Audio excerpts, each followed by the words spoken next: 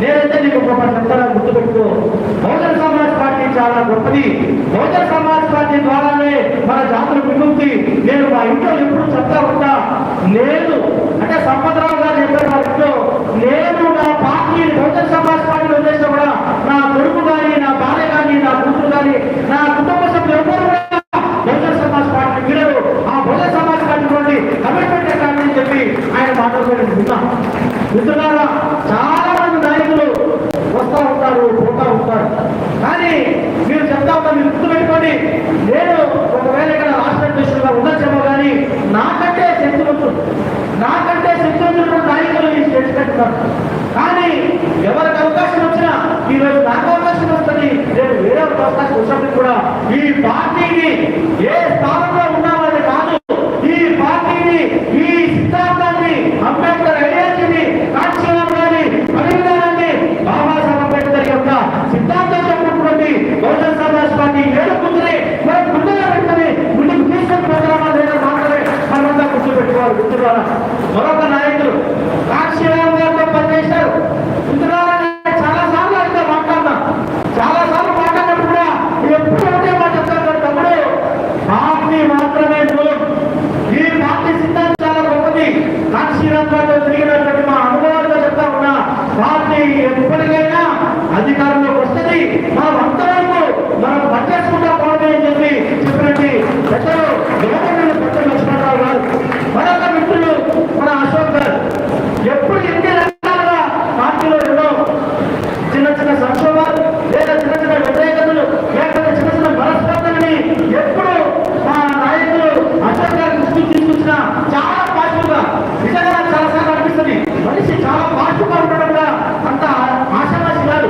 చాలా పాజిటివ్గా నాకు చెప్తా ఉంటాను, అన్న మీరు దాని గురించే ఆలోచించదు, ఈ విధంగా మనం ముందు పోదాం, ఈ విధంగా అనుకుంటా ఉన్నాం కదా, ఈ విధంగా ముందుకు పోదామని చెప్పి నాకు ఎప్పుడైనా ధైర్యం చెప్తూ నన్ను ముందుకు తీసుకొని పోతున్నారు మన అశోక్ గారు.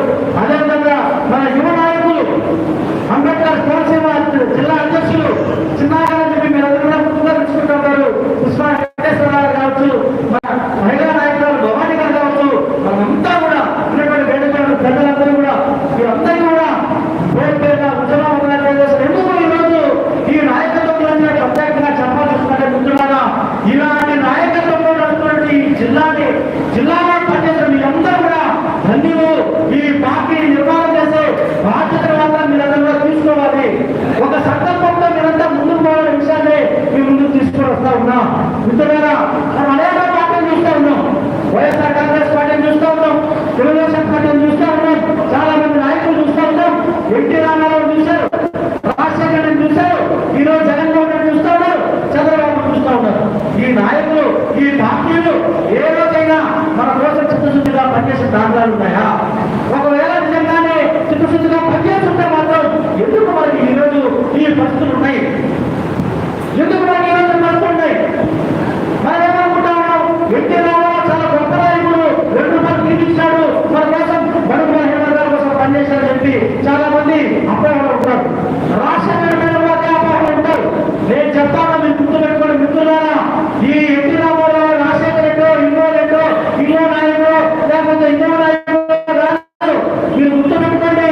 బాబాసాహెబ్ అంబేద్కర్ తన రక్తమాంసాలను పనుల్లో పెట్టి తన పుట్టలు జరుగుతుంది 5 మంది పిల్లలుంటే 40 పిల్లలు చెప్పిన ఒక సందర్భంలో బాబాసాహెబ్ అంబేద్కర్ లండన్లో చదువుకునే సందర్భంలో ఒక్కగానొక కూతురు చనిపోతే కలచూపులు కూడా పోకుండా ఈ దేశానికి రాకుండా ఉన్నతమైన చదువు చదువుకుని ఈ దేశానికి వచ్చి పెద్ద పెద్ద ఉద్యోగాలు వచ్చినా కూడా ఆ ఉద్యోగాలు పక్కన పెట్టి మీ కోసం నా కోసం తన ప్రభుత్వంగా కనిపోతూ ఈరోజు మనం అనిపిస్తుంది వెలుగుతున్నా బాబాసాహెబ్ అంబేద్కర్ రాసిన భారత రాజ్యాంగం ద్వారా మాత్రమే మనందరూ కూడా చింతించినా చెప్పి కూడా తెలియజేస్తా ఉన్నా.